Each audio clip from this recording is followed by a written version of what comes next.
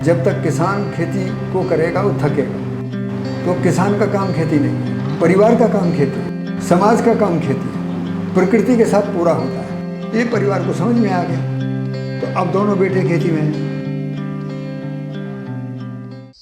खेती जो है वो प्रकृति के नियम और सिद्धांतों को समझने की जरूरत है। बिल्कुल। नियम क्या है? जो कभी बदलता नहीं है वो नियम है। उस जिसको मनुष्य ने नहीं बनाया है वो नियम है। सिद्धांत क्या है? जो अंत तक सिद्ध होता है। सिद्ध होने का मतलब उसमें सफलता, उसकी निरंतरता, उसकी प्रामाणिकता उसी में बनी रहती है। बिल्कुल। तो ऐसे सूत्र सिद्धांत जो मनुष्य के द्वारा बनाए हुए नहीं हैं, प्रकृति में अपने ही स्वरूप में चलते हैं, उसके आधार पर पहले समझने का कॉलम पूरा होता है। तो जब हम प्रकृति के नियम को देखते हैं तो उसमें हमको साफ साफ दिखाई देता है कि प्रकृति पूरकता, उपयोगिता और समृद्धि के रूप में काम करती है। पूरकता का मतलब है धरती अपना पूरा पोषण पौधों को देती है और पौधे भी गल सड़कर जमीन की उर्वरता को बढ़ाते हैं। बिल्कुल। तो इन दोनों में ये पूरकता है। बिल्कुल। और पूरकता के साथ उपयोगिता क्या होगी? उपयोगिता का मतलब है गुणात्मक परिवर्तन। जब खरपतवार गलते हैं तो जमीन की उर्वरता पहले से ज़्यादा बढ़ जाती है। ये गुणात्मक परिवर्तन हो गया। जब वो उर्वरता बढ़ती है तो एक बीज की जगह अनेक बीजों को उत्पादन करने की क्षमता जमीन की बढ़ जाती है। ये क्या हो गया? ये गुणात्मक क्रिया है। तो ये जो गुणात्मक उत्पादन क्रिया है इसी को बोला गया समृद्धि। अच्छा, तो जो मल्टीप्लायर हो गया। हाँ, पूरकता उपयोगिता जैसे अपने में चक्रीयता में आती है उसका परिवर्तन समृद्धि में हो जाता है। ये एक क्रम समझने की जरूरत है। इससे क्या है, जो प्रचलित अर्थशास्त्र है उससे ज़्यादा पैसा खेती में है, उससे ज़्यादा उत्पादन खेती में है। पर क्योंकि हमने सहअस्तित्व के सिद्धांत को समझा नहीं तो पूरकता उपयोगिता की जगह हमने क्या किया कि घास को नष्ट करना है, कीड़ों को नष्ट करना है, जो भी नुकसान पहुंचाने वाले सब जो एक दूसरे के पूरक है थे पूरक, लेकिन हमने माना कि वो पूरक नहीं है। तो आप कैसे प्राकृतिक खेती को वो बोलते हैं या जो आजकल आप प्राकृतिक खेती की बात करते हो? ये ना प्राकृतिक की है ना जैविक की है, वो पागलपन का काम है। अच्छा। प्रकृति के सिद्धांतों को समझकर उसका नाम कुछ भी रखो, सिद्धांत समझ में नहीं आया तो फिर करोगे क्या? सिद्धांत का पहला स्वरूप हमने बताया कि प्रकृति में पूरकता उपयोगिता है। इसलिए कोई भी कीड़ा खेत में है वो कहीं ना कहीं पूरकता में है, कोई घास खेत में है तो पूरकता में है। हमको देखना पड़ेगा उसकी पूरकता किस प्रकार की है। ये समझ का खेल है सारा। और जैसे खेत में झींगुर टिड्डी वगैरह बोल रहे हैं, हाँ, हम ये सोचेंगे कि ये तो नुकसान करेगा, कुछ ना कुछ पत्ते खाएगा, क्या करेगा, ये उसको दूसरे ढंग से देखेंगे। अभी क्या है, अभी किसान देख रहा है कि अच्छा ये एक तितली उड़ रही है, अब इसके अंडे कहाँ देगी, ये इसके अंडे से क्या बीमारी पैदा होगी, अभी वही सोच रहा है। हम ये देख रहे हैं कि उस तितली का भी कंट्रोल उसी में है। वही वो जो अपना सर्वाइवल करेगी वो दूसरे के साथ कहीं जुड़ी हुई है। उसके अंडे को कोई खाने वाला है, उसको कोई खाने वाला है, वो किसी को खाने वाली है। ये सब क्रम है। छोटी सी बात है कि जैसे बीजों का प्रसंस्करण होता है कि उन्नत बीज होंगे, जेनेटिकली मॉडिफाइड होंगे, उसकी भी जरूरत नहीं है। देखो, ये तो एक भ्रम हुआ हमको कि हमने क्या हुआ कि मिट्टी की उर्वरता पर दबाव डाला तो खाद बनाए, पौधों पर बीमार कीड़े आए तो दवाई बनाई, और फिर हमने बीज पर ही दबाव डाल दिया, उसकी अनुवांशिकी पर इतना दबाव डाला कि उस पर पत्ते वत्ते सब खत्म कर दिए, उसका हाइट भी खत्म कर दिया, सब उसको ट्रांसफर कर दिया काय में, फल में। तो अब क्या हो गया, वो प्रकृति इसके साथ संघर्ष करेगा या सर्वाइवल करेगा? वो नहीं कर सकता। वो आर्टिफिशियल सिस्टम है, वो आपकी अकल को ही खाएगा, आपकी इनपुट को ही खाएगा, और अधिक जो प्रोडक्शन दिया है उसमें भी क्वालिटी का कोई स्टेटस नहीं होगा। क्वांटिटी ज्यादा होगी, क्वालिटी प्राकृतिक रूप से है ही नहीं। इसलिए ये है कि आपको एक खेत में जब 10 फसल मिलती है तो प्रोडक्शन आपका बढ़ गया, आप एक ही फसल का उत्पादन बढ़ाना चाहते हो।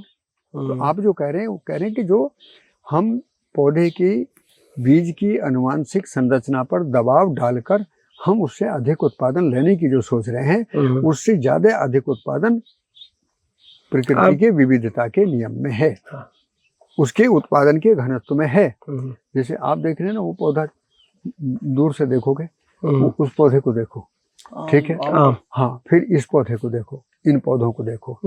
ये पौधे एक लंबे आकार में, कैसे ये ऐसे ले रहे हैं आकार।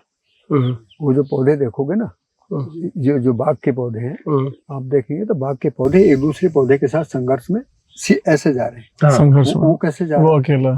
वो अकेला तो फैल के चल रहा। अब ये संघर्ष में है तो ये बीमारी में है, यहाँ बीमारी लगेगी। दवाई नहीं छिड़कोगे तो उत्पादन नहीं होगा। वो उसको कोई नहीं रोक रहा, उसका देखो उसका उत्पादन चलता ही रहता है। इनमें संघर्ष होगा, इनमें संघर्ष होगा। तो इस इक्वल डिस्टेंस क्या वो है, वो उनको वो हमें जो दूरी का नियम है, दूरी का नियम, space management, seed management, labour management, farm का मैकेनाइजेशन, ये सारे तो काम करने ही पड़ेंगे ना। तो जब दो पौधों के बीच में एक पूरे पौधे के आकार की छूट रहेगी तो खेती करो, सबको धूप बराबर लगेगी, वहां पर अमरूद लगाओ, नींबू लगाओ, आम लगाओ, ठीक है, कोई चीज लगाओ। वो जो पौधा आप कौन सा लगा रहे हैं, उसकी आकृति कितनी है, ये सब आपको सोचना है। अच्छा, तो मैंने 2-3 नियम की बात आपसे करी। पहले सहअस्तित्व में समृद्धि है, दूसरा सहअस्तित्व में विविधता है, तीसरा सहअस्तित्व में उत्पादन का घनत्व है, और फिर सहअस्तित्व में नैसर्गिकता है। उसको बोलते हैं इकोलॉजी। पहाड़ की इकोलॉजी अलग होगी, मैदान की इकोलॉजी अलग होगी, लेकिन नियम सबका एक ही है, शाश्वत नियम। ये नियम है। इकोलॉजी तो वहां भी होगी ना, कैसे होगी? पहाड़ में भी मौसम का प्रभाव आता है कि नहीं आता है? हाँ, आता है। तो जहाँ ऋतु काल को हम देखेंगे वहाँ नैसर्गिकता है। इकोलॉजी का मतलब क्या है? वहाँ की वर्षा कितनी है, वहाँ मौसम कब बदलता है, वहाँ का तापमान कितना ऊंचा नीचा जाता है। अब मैंने पौधे के बारे में सोचा ही नहीं कि ये पौधा किस क्लाइमेट से आया है और इसको कितना तापदाब नमी की आवश्यकता है, और हमने लाकर लगा दिया। अब क्या होगा? अब बताएंगे आपके वो हमने लगाया था और वहाँ जो बर्फ पड़ी वो मर गया, बिल्कुल खत्म हो गया। जैसे हम यहाँ देखते हैं कि जो यहाँ केले की वैरायटी थी, वो केले यहाँ पर जाड़े में जब यहाँ बर्फ पड़ती है, थोड़ी थोड़ी हल्की बर्फ पड़ती है, वो नहीं मरते थे। लेकिन अब जितनी भी वैरायटी आ रही हैं वो सब इसलिए आई कि इनमें बहुत ज़्यादा हमको ये फल मिलेगा और ये मिलेगा और वो मिलेगा, लेकिन जैसी पाला आया खत्म। तो ये जो घटना घटी है, इसमें हमने प्रकृति के नियम और व्यवस्था को नहीं समझा। हाँ, आप सहअस्तित्व की बात कर रहे हैं, तो इस दृष्टिकोण से जो पॉली हाउस का प्रचलन आजकल है, हाँ, इस दृष्टिकोण से तो ठीक है सहअस्तित्व के, किंतु इसमें प्राकृतिक व्यवस्था के साथ छेड़छाड़ है, क्योंकि तापमान को आप नियंत्रित करने लगे। देखिए क्या है वो, फिर हम आएंगे व्यवस्था के साथ परिस्थिति में। जैसे पहाड़ पर बहुत ज़्यादा बर्फ पड़ रही है, ठंडा वातावरण है, वहाँ खाने के लिए कोई चीज़ पैदा नहीं हो रही, तो पहाड़ पर धूप ज़्यादा आती है, बहुत ज़्यादा। उस धूप का आप इस आर्टिफिशियल सिस्टम से प्रयोग कर सकते हो। जैसे हमने कपड़े पहने हैं, तो हमने किया क्या है, हमने एक निश्चित जगह को एक कपड़ा दे दिया। उस कपड़े के 3 आधार, एक तो हम केवल धूप को रोकना चाहते हैं, एक हम कीट को रोकना चाहते हैं, तो उसको बोल देंगे नेट हाउस। धूप को रोकना चाहते हैं, उसको भी बोल देंगे नेट हाउस। लेकिन जब हम पॉली हाउस की बात कर रहे हैं तो हम क्या कर रहे हैं, बाहर के तापमान से क्या अंदर बढ़ाया जा सकता है? आपके पास बहुत सारे लोगों ने ट्रेनिंग लेने हैं, तो उन्होंने किस तरह से, उनमें से बहुत ऐसे ही कर रहे हैं। अच्छा, हम लोग ट्रेनिंग भी है। जैसे अरुणाचल वगैरह से आए, वो वहाँ भी सारी प्राकृतिक वही है, स्टेप वाली खेती है सारी, तो वहाँ पे कामयाब हो रहे हैं वो लोग। देखो, कामयाब होने के पीछे क्या कारण है? जब तक आदमी की मानसिकता सामाजिक नहीं हो पाती, वो दूसरे के बारे में नहीं सोचता। बिल्कुल। और वो सोच रहा है केवल अपने फायदे में, तो वो दूसरे से क्या कर रहा है कि तू पैदा कर दे, मैं बेच दूंगा, तो वही खत्म हो गया। उसके दिमाग हम यहाँ ट्रेनिंग हम देते हैं कि भाई ये कार्यक्रम ही परिवार का साझा है। खेती किसान का काम नहीं है, परिवार का साझा काम है समाज के साथ। ये पूरा मार्केटिंग कहाँ करोगे समाज में, तो विश्वासघात करोगे क्या? तो बहुत सारे परिवार मिलकर पैदा करें और बहुत सारे परिवारों के लिए वितरण करें। इस व्यवस्था में प्रोसेसिंग का, ब्रांडिंग का, पैकेजिंग का जो भी डिजाइन बनाना है वो सरकार जैसा चाहती है वैसा बनाओ। वे सरकार के नियम कायदे भी फॉलो करने में क्या आपत्ति है? नहीं कोई तुम तो उससे बड़ा काम कर रहे हो ना। हाँ। जब आप समझ कर काम कर रहे हो तो सहकारिता भी इसी में, सब कुछ इसी में है। ये अब इसको दूसरे तरीके से समझो, जैसे मेरा परिवार है, हाँ। अब दिल्ली रहता है, हाँ। अब उस परिवार के साथ मैं खेती कैसे स्टार्ट करूंगा? वो तो करना नहीं चाहता, मेरे को करनी है, तो उसके लिए मैं कैसे करूं? तो देखिए, मेरे को कहीं ना कहीं कॉमर्शियलाइजेशन एंगल तो लेना पड़ेगा। खेती के कई डिजाइन है। हाँ। पहला डिजाइन है कि वो परिवार खेत पर रहता हो। दूसरा, वो किसान दूर रहकर खेती करता हो। तीसरा, वो अपनी जमीन को किसी को देने के लिए तैयार हो, लीज पर देता हो। तो आप उसमें जो भी डिजाइन है वो निकाल लो, आप लीज पर ले लो, आप साझेदारी पर ले लो, आप वो करते हैं तो हाँ, उनको हम अगर गाइड करें कि यहाँ पे कैसे प्रोडक्शन होनी है, जब और आपको डिस्ट्रीब्यूशन की जिम्मेदारी हम ले लें। जब आपको करना आ गया, समझ में आ गया, तो 3 प्रस्ताव रखो। आप अपनी खेती को खुद करके भी हमारे साथ आ सकते हो, आप अपनी खेती को दूर रह के किसी से करवा कर भी हमारे साथ आ सकते हो, पर नियम फॉलो करने पड़ेंगे, ठीक है। और दूसरा, यदि आप दोनों में से भी नहीं करना चाहते हो तो आप अपनी खेती को लीज पर दे सकते हो। ठीक हो गया ना? कोई भी प्रस्ताव उसके लिए ठीक है। तो जो किसान अब खेती से परे हो चुके, हाँ। जैसे वो अपने नहीं वहाँ पे खेती कर रहे हैं, हाँ। उनसे हम लीज पे ले लें एकदम। और फिर अपने डायरेक्शन के हिसाब से अपनी लेबर रख के काम अपनी करें। लेबर रख के काम अपने अब वहां पर आपने 100 लोगों को रोजगार दे दिया। कल को प्रोसेसिंग भी इंडस्ट्री वहीं पर है, मार्केटिंग भी वहीं पर है, वहीं पर बच्चे दिल्ली तक बेचकर मार्केटिंग कर रहे हैं, अच्छा पैसा मिल रहा है, इज्जत भी मिल रही है, तो वो गांव में रहेंगे, कहाँ रहेंगे? और जिन्होंने लीज पे दिया, देर सवेर उन्हें भी समझ आ ही जाएगी कि सोना है, आज ना आएगा तो अगली पीढ़ी में अगली आएगी पीढ़ी में आ जाएगा। कि भाई, क्योंकि जिसकी नौकरी लग गई है उसकी बेटी की नौकरी लगेगी, गारंटी नहीं है। तो फिर वो भी भागेगा ही कहीं। अच्छा, जो आपकी ये खेती है जैविक है या कौन से किस क्या बोल रहे हैं? ये जैविक और प्राकृतिक से थोड़ा ऊपर की, अच्छा, थोड़ा नहीं पूरा ऊपर। ये टोटल कितने एकड़ में है आपके बाग और 8-9 एकड़ जमीन। 8-9 एकड़ में। तो इसमें बाग ज्यादा है या खेती ज्यादा है? बस मिला जुला ही खड़े ना सब। वैसे तो देखने में तो सब पौधे ज्यादा है। अब ये बंदरों का कुछ टाइम से सभी जगह भोजा प्रकोप है, होगा ये ही। क्यों? देखो, आदमी जितना दूसरी की चीज पर कब्जा करेगा, वो दूसरे भी आदमी की चीज पर कब्जा करेगा। भाई, उनके जंगल खत्म कर दिए। तो सोल्यूशन क्या है इसका आगे? आदमी की नासमझी के कारण बीमारी होगी, मौत होगी, असाध्य रोगों में फंसेगा, और फिर ये सर्वाइवल अलग ढंग से निकलेगा। आपको अभी हम बात करते हैं हाथियों का कॉरिडोर जो है ना, हसदेव जंगल वो काट दिया, एलिफेंट कॉरिडोर था उसमें। अब वो उन्होंने हाथियों को दिखाया वहां पर, क्या थोड़े टाइम में क्या हुआ, एक दीवार बनाई थी, कोई उन्होंने इंस्टीट्यूट बनाया, बड़ी ऊंची दीवार बनाई, वो हाथी ने टक्कर मार मार के तोड़ दी पूरी की पूरी, और लोग भागे। क्या करेगा वो तो फ्लैश बढ़ जाएगा तुम्हारा। वो तो 2-4 भी मिलकर तोड़ देंगे। उनका कॉरिडोर होता अरे है अपने। तेंदुआ आकर उठा ले जाएगा तुम्हारे बच्चों को, कहाँ जाएगा वो? तुम क्लैश कर, तुमने अभी देखिए, तो तोड़ दिया ना तुमने। मैं बड़ा सहिष्णुत बताता हूँ। यहाँ पर बहुत सारी घास खड़ी दिखेगी, किसान आते तो उनको कहेंगे घास बहुत है, घास बहुत है। उनको पता ही नहीं, घास पहले तो गाय के चारे के काम आ रही है, दूसरी बात ये नमी को बनाकर रखती है, तीसरा ये जड़ों के द्वारा पोषण देती है फसलों को, जिसकी पूर्ति तुम नेट बाहर से लाकर डालते, वो सारा काम करती है। उसके बाद में ये बायोलॉजिकल जो कंट्रोल है कीड़ों के लिए, एक कीड़े को खाने का ये, दूसरे कीड़े को खाने का ये, तो वो एक बायोलॉजिकल कंट्रोल इसका इसमें रहता है। अब वो सारी चीज उसको समझ में नहीं आई, वो तो घास देखा और मशीन चला दी। उसको पता है कि मुझे खेत में एक फसल के अलावा दूसरा दिखना नहीं चाहिए। और यहाँ नियम क्या कह रहा है कि एक खेत में ज्यादा से ज्यादा चीजें दिखनी चाहिए। अब क्या है, यहाँ पर जो पूरे जंगल में भी कहीं सांप होगा, सांप का सर्वाइवल यही होगा, चूहे का सर्वाइवल यही होगा, कोई जानवर है उसका सर्वाइवल यही होगा। उसे पता है कि ये खाने की चीज भी ठीक है और इसको आराम से खाया जा सकता है, तो कहाँ जाएगा। लेकिन फिर उनका बायोलॉजिकल कंट्रोल भी यही है। जैसे सांप हो गया तो चूहा भी होगा, मेंढक भी होगा, तो लाल कौवा भी होगा। और लाल कौवा को एक सीजन में कम से कम भी 15-20 सांप चाहिए, इतने से ज्यादा होते नहीं। लाल कौवा कौन सा होता है? वो उसको क्रेन दिखता है, हाँ, लंबा, नहीं क्रेन नहीं है, नहीं लंबी टेढ़ी चोंच वाला, उसके टेढ़ी चोंच वाला होता है, पर जो लाल होते हैं, पर लाल होते हैं। तो अब उसको वो उसका भोजन ही सबसे ज्यादा, बच्चों को सबसे ज्यादा सांप खिलाता है। अच्छा, अब जंगल में करेत है, छोटा सांप है, और वो चुग चुग के कबाड़ में से निकाल लेगा, मतलब सारे दिन सर्वे करता है।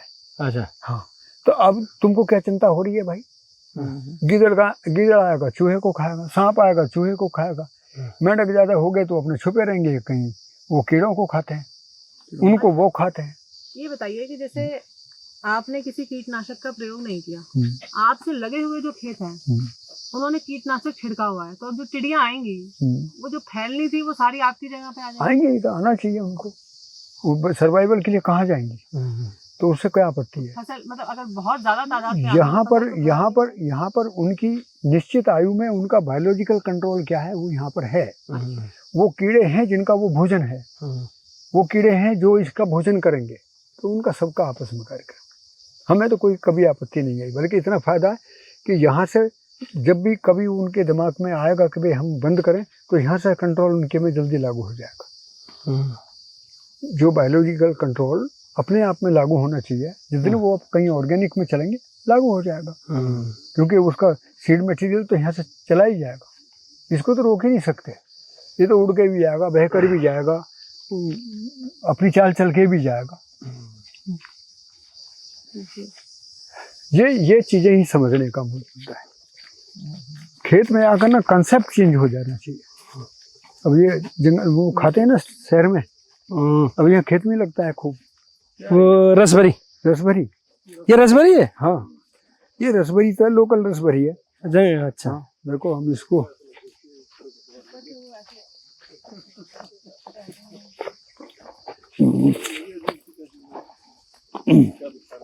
ये रहा देखो। अच्छा, ये गिर गया। अच्छा, ये अपने आप हो रखी है, तो जंगलों में ऐसी हो जाती है। जंगली है ये, आदमी ने मोटी मोटी कर ली। आदमी ने बड़ी कर खाने की स्थिति में है। खाना ही चाहिए। मैं रोज सवेरे खाता हूँ इनको, खूब खाओ, एकदम निसंकोच होकर खाओ। और यहाँ के तो घर में भी कोई दवाई नहीं, कुछ नहीं, जो कुछ बनकर है वो खाओ। कर लो तो, ये कच्ची है, मैं लाता हूँ, भी आपको देता हूँ, मैं देता हूँ आपको। अच्छा, आम खा ली? तो देखता हूँ कोई मिल जाएगा तो अच्छा है। असल में मैं सवेरे खा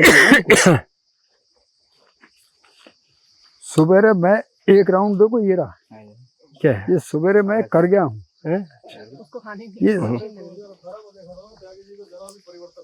देखो, ये सवेरे मैं करके गया हूँ। ये सब मेरे हाथ का काम, सवेरे मैं करके गया हूँ।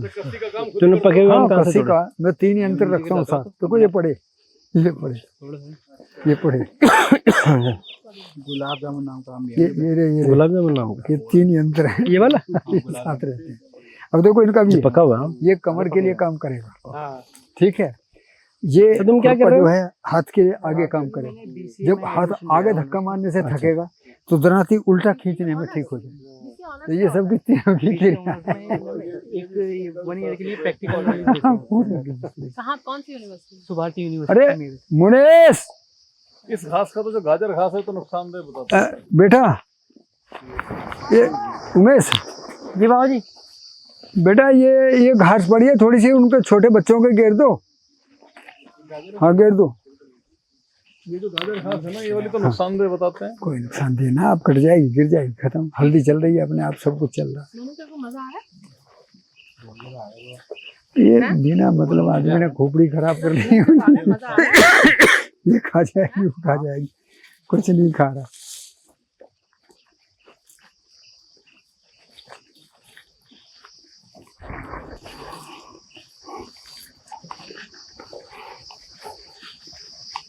हमने इस खेती को एक नाम दिया था।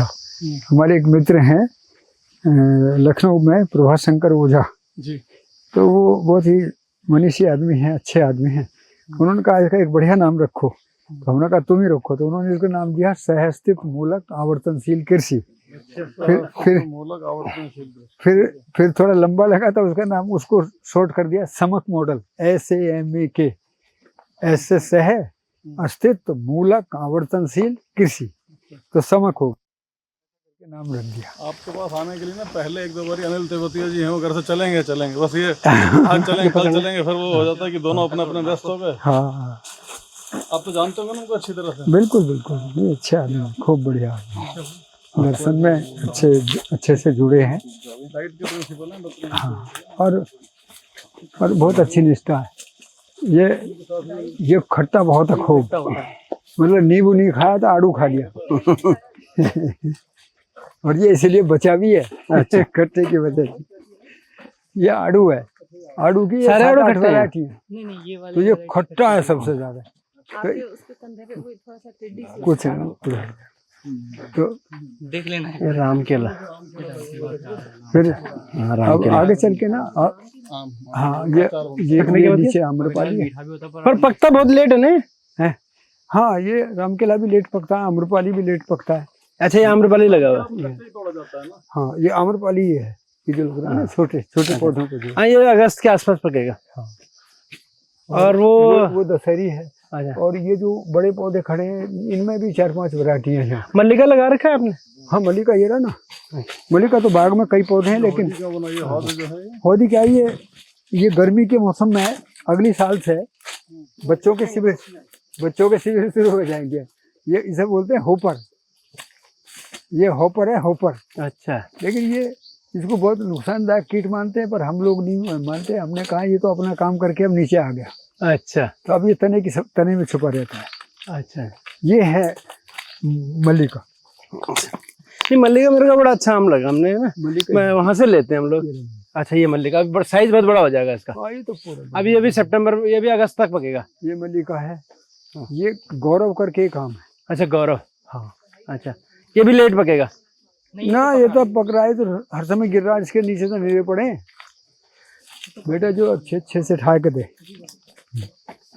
और थोड़ी देर अब इसको बंद कर दूं मैं? ये जो है ना, ये अंबिका थोड़ा है। बाद में बैठ के कराते हैं, ठीक है ना? बंद कर। ये अंबिका है। ये अंबिका वैरायटी है। ये कौन सी वैरायटी है? अंबिका। हाँ, लाल रंग के फल आ रहे हैं। हाँ, ये बिल्कुल बैंगनी हो जाएगा कहते हैं। हाँ, ये देखो थोड़ा लाली लिए वो फल। बिल्कुल। तो यहाँ पर ना, आप एक बात बताइए छोटे से। हाँ हमने देखा टीवी पे जो देखते हैं, आपने कहा वस्तु उन सबसे एकदम भूल जाओ उस चीज को। हाँ वो सामने प्रूनिंग करते हैं, हाँ, नई आने वाली कोपलों की प्रूनिंग कर देते हैं, काट देते हैं, जिससे कि पीछे अच्छा ग्रोथ हो, फल ज्यादा अच्छा है। लेकिन आपने प्रूनिंग नहीं की, थे पत्ते मुड़ गए नहीं सारे। कुछ नहीं। देखो क्या है, यदि हम कोई भी आर्टिफिशियल सिस्टम लागू करेंगे जी। तो उसका अच्छा प्रभाव बुरा प्रभाव दोनों आते हैं। कट करने से क्या होता है, जख्म भी होते हैं।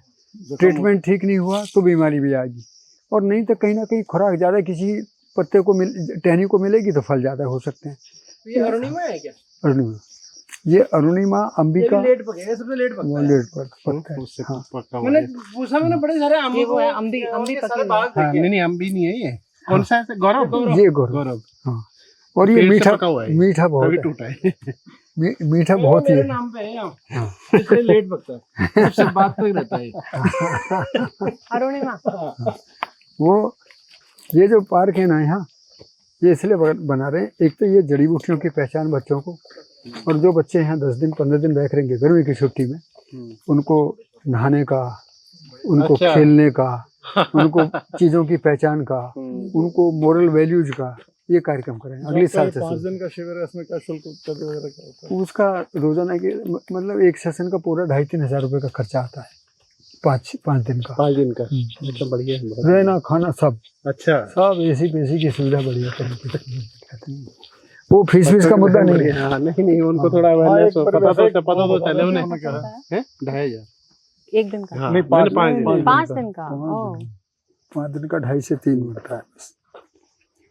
वो बहुत सारे लोग जैसे 1 तारीख को स्कूल खुल रहे हैं, अगर मैं 1 को तो नहीं आ पाऊँ तो बाकी के 4 दिन अटेंड कर लें। हाँ, हाँ, कभी भी जब भी मन बने।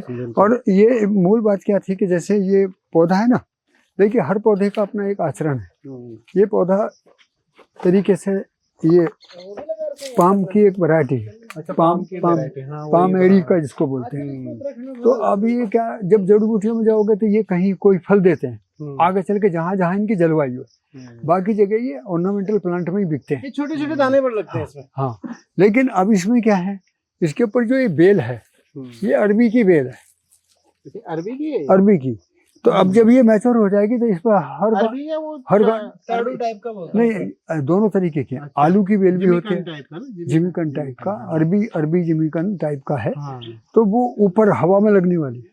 ये हवा में लगती है? ये हवा में लगता है, जड़ में नहीं लगता है। तो जैसे वो एयर पोटैटो है, वो सीधा एयर पोटैटो, एयर अरबी, एयर जिमीकन जैसा कड़वा टेस्ट होता है इसका। थोड़ा सा। ये पहाड़ में होता है तिखुर, कंद, तीखुर तीखुर तीखुर तीखुर, ये ऐसी चीजों को, जैसे वो चंदन का पौधा खड़ा है, ये गंधराज है, चंदन का वो वाला है क्या? ये चंदन, ये रहा चंदन है। हाँ, तुम कर लो अपने एंकर। ये जो है ना, ये सर्प, ये है, ये सर्पगंधा। किस पे? हाँ, इस पे MF सेंटर पे बीपी को लो भी का बैलेंस करने पी के लिए। कैपिटल देखना। हाँ, ये, हाँ, तो ये सर्पगंधा है। तो ऐसी बहुत सारी चीजों का यहाँ पूरा अध्ययन, मोरिंगा, मधुकामनी, जो लोकल जड़ी बूटी है, तो उनके लोगों को पहचान भी हो जाए, तो पार्क भी हो जाएगा, और ये एक तरीके से हर्बल पार्क रहेगा नहाने का। फिर इकोनॉमी के लिए ये बच्चे यहाँ पर एक काम करेंगे नर्सरी में, तो जैसे क्या करेंगे कि इनके पास एक नर्सरी है ये, तो इनको अब हम सितंबर अक्टूबर से एक कार्यक्रम देंगे, क्योंकि अब तो गर्मी ज्यादा है। ये पूरे इसमें कम से कम भी 1 लाख पौधे तैयार करेंगे। अच्छा, तो सेल जितनी बनती रहेगी, मैंने एक आदमी काम कर रहा है मन से, 2 लेबर भी काम कर रहे हैं, तो वो अपना भी रोजगार निकालेगा, उनका भी निकालेगा। ज्यादा 1 लाख पौधों को आप 20-25 रुपए के एक औसत रेट में बेचते हो, कोई ज्यादा कोई कम, तो पता लगता है कि आपको आराम से 15-20 लाख रुपया आपके हाथ में आएगा। तो 2-3 परिवार काम करेंगे। फिर ये गौशाला होगी, तो गौशाला के साथ में वर्मी कंपोस्टिंग शुरू होगा। तो इसके लिए वर्मी कंपोस्टिंग, मिट्टी मिलाकर सारा मटेरियल, इसका बेस तैयार कर दिया। अब क्या 2-3 बच्चों को लाएंगे, उनको इसमें लगा देंगे, करो भाई मिलके। गौशाला से आप गोबर गैस भी ले सकते तो हैं। ये बच्चों के इंटरप्रेन्योरशिप का एक मॉडल है जी, कि थोड़ी जमीन में क्या करें, थोड़ी सीडलिंग कैसे तैयार होते हैं, प्रोडक्शन कैसे होगा, वो सब उनके लिए एक प्रयोगशाला होगी। बिल्कुल, ये काम करें। अभी क्या है, एक ही परिवार को काम करना पड़ता है, तो बजट के थोड़े मामले रहते हैं। तो अभी हमने ये सोचा कि बाहर से बजट ना लेके अपने आप ही करेंगे तो ज़्यादा अच्छा है, क्योंकि फिर वो जल्दबाजी में बड़े काम हो जाते हैं। तो धीरे धीरे सब हो जाएगा।